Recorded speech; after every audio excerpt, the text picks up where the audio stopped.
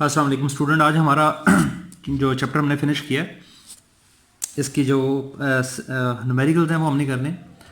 जो न्यूमेरिकल हमारा पहला न्यूमेरिकल है इसका, ए ब्लॉक इज़ एट रेस्ट। जिस स्टेटमेंट सुन लें कि एक ब्लॉक है वो रेस्ट की हालत में पड़ा हुआ है ऑन एन इंक्लाइंड प्लेन पर, making angle theta with horizontal. ठीक, ये देखें, ये फिगर में देख लें कि ये एक इंक्लाइंड प्लेन है। इंक्लाइंड प्लेन जो है वो हॉरिजेंटल के साथ, बच्चों ये जो सरफेस है ये हॉरिजेंटल सरफेस है, इसके साथ एंगल बना रहा है थीटा। ये ब्लॉक है, ब्लॉक का जो वेट है वो mg है, वो डाउनवर्ड अमल कर रहा है। ये जो ब्लॉक का वेट है mg, ये ना ही लॉन्ग एक्स एक्सिस है ना ही लॉन्ग वाई एक्सिस है। तो हम क्या करेंगे, हम इसके कंपोनेंट में रिजॉल्व कर देंगे। इसका एक कंपोनेंट जो हो जाएगा mg cos थीटा और लॉन्ग एक्स एक्सिस मतलब हॉरिजेंटल, और दूसरा जो है आ जाएगा mg sin थीटा। ठीक हो गया। अब क्या पूछ रहा है वो देखें, as the angle of inclined is rise. कहता है जो ही हम एंगल को राइज करते हैं, मतलब पहले एंगल ये है, इसको अगर हम राइज करते हैं इस तरह, अगर हम इसको राइज करें तो क्या पूछ रहा है, it is found that slipping just began, कि जो ब्लॉक की स्लिपिंग है ना वो स्टार्ट हो जाती है at an angle of inclination, जिसका एंगल ऑफ इंक्लिनेशन की तहत थीटा एस शो करेंगे। इसको हम कहते हैं स्लिपिंग एंगल जो है वो है थीटा एस शो करेगा स्लिपिंग एंगल, ये 50 डिग्री है। What is the coefficient of static friction, हमने म्यू एस की वैल्यू बच्चों को कैलकुलेट करनी है between the block and inclined plane. ठीक हो गया। ये न्यूमेरिकल जो है पंजाब यूनिवर्सिटी में 2011 और 14 में आ चुका है। ठीक, फिगर दोबारा देख लें कि हमने क्या किया, इस ब्लॉक का जो मैस है mg है और इसका वेट हो जाएगा, सॉरी मैस m है और वेट इसका mg है। इसको हम रिजॉल्व करेंगे इसके दो कंपोनेंट में, mg cos थीटा और mg sin theta. mg cos theta जो है वो ब्लॉक पर लगने वाली जो नॉर्मल फोर्स है, ये नॉर्मल फोर्स ब्लॉक पर कौन लगा रहा है, ये जो इंक्लाइंड प्लेन है ये इस ब्लॉक पर एक नॉर्मल फोर्स लगा रहा है अपवर्ड। ये जो n नॉर्मल फोर्स है ये बैलेंस कर रही है mg cos थीटा को। इसी तरह जब ब्लॉक जो है वो नीचे की जानब स्लिप करेगा तो इसके ऊपर जो स्टैटिक फ्रिक्शन है वो डेफिनेटली अपवर्ड होगा। mg sin थीटा बैलेंस हो जाएगा किसके साथ, fs cos थीटा का। इसका मतलब है कि इस ब्लॉक के ऊपर जो फोर्सेस लग रही हैं वो एक इसका वेट लग रहा है डाउनवर्ड, ठीक है, एक इसके ऊपर फ्रिक्शनल फोर्स लग रही है और एक इसके ऊपर नॉर्मल फोर्स लग रही है। तीन फोर्सेस अमल कर रही हैं इसके ऊपर। ये देखें, following forces are acting on the block. ये देखें डाटे में क्या है जी, थीटा एस 50 डिग्री है, म्यू एस हमने कैलकुलेट करना है। एक दूसरी फोर्स इसके ऊपर लग रही है, फ्रिक्शन की फोर्स लग रही है। तीसरी फोर्स है नॉर्मल फोर्स लग रही है। उसके बाद देखें हम इनको रिजॉल्व करेंगे, resolve weight into its components mg cos theta and mg sin theta, applying first condition of equilibrium. आपने इक्विलिब्रियम कंडीशन पढ़ी हुई हैं कि इक्विलिब्रियम क्या होती है कि किसी बॉडी पर अमल करने वाली तमाम फोर्सेस का जो सम है वो जीरो हो, चाहे वो लॉन्ग एक्स एक्सिस हो चाहे वो लॉन्ग वाई एक्सिस हो। तो summation F X is equal to क्या हो जाएगा, जीरो। इसी तरह जो एफ एक्स है अलॉन्ग एक्स एक्सिस जो फोर्सेस हैं वो कितनी है बच्चों, वो दो हैं, एक mg cos थीटा और एक क्या है n। किसी को भी आप पॉजिटिव ले लें, चाहे आप n फोर्स को पॉजिटिव ले लें चाहे आप mg cos थीटा को पॉजिटिव ले लें। तो मैं यहाँ पर लिखूंगा, सॉरी लॉन्ग एक्सिस जो लग रही है वो आपके पास लग रही है, एक एफ एस है एक mg sin थीटा है। तो देखिए आपके पास क्या आ जाएगा, मैंने आपको बताया कि बेशक आप एफ एस को पॉजिटिव ले लें या mg sin थीटा को पॉजिटिव ले लें, तो आपके पास आ जाएगा F S minus mg sin theta is equal to zero. यहाँ से एफ एस की वैल्यू निकालें तो आपके पास आ जाएगा F S is equal to mg sin theta, और हमें पता है एफ एस किसके बराबर होता है, म्यू एस इंटू एन। ठीक है, और ये आ जाएगा mg sin थीटा। इसी तरह अलॉन्ग वाई एक्सिस जो फोर्सेस हैं एफ वाई, उनका सम भी zero according to equilibrium condition. तो एफ वाई जो है अलॉन्ग वाई एक्सिस जो फोर्सेस लग रही हैं वो हैं एक n माइनस mg, बेशक आप n को पॉजिटिव ले लें mg को नेगेटिव ले लें, या mg को पॉजिटिव ले लें n को नेगेटिव ले लें, आपकी मर्जी है। तो यहाँ से जो n है ये बराबर आ जाएगा mg cos थीटा का। एक इक्वेशन आपकी बन गई ये वाली, इसको इक्वेशन नंबर 2 कह दें, इसको कह दें equation number 1। Dividing equation 2 and 1 दोनों को डिवाइड करेंगे आप, तो आपके पास आ जाएगा mu S N over N mg sin theta over mg cos theta. n से n बच्चों कैंसिल हो जाएगा, mg से mg कैंसिल हो जाएगा, आपके पास आ जाएगा म्यू एस बराबर है टेंजेंट थीटा।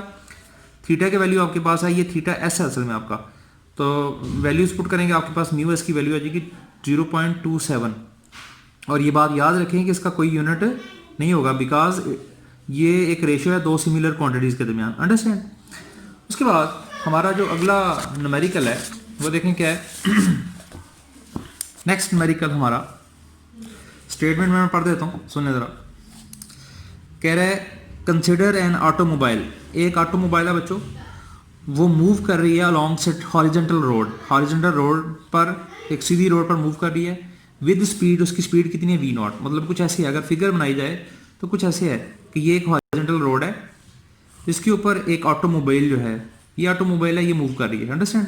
तो क्या पूछ रहा है, इसकी जो स्पीड है मूव करने की वो क्या है v0। कहता है कि the coefficient of static friction between the tyre and the road is mu S. अगर इस गाड़ी के टायरों और रोड के दरमियान जो कोफिशिएंट ऑफ स्टैटिक फ्रिक्शन है म्यू एस जो है वो म्यू एस है, तो क्या पूछ रहा है, what is the shortest distance in which the automobile can be stop. तो कहता है आपने देखा होगा कि जब हम किसी गाड़ी पर ब्रेक्स अप्लाई करते हैं तो गाड़ी जो है वो एकदम नहीं रुक जाती बल्कि थोड़ा सा डिस्टेंस कवर करती है।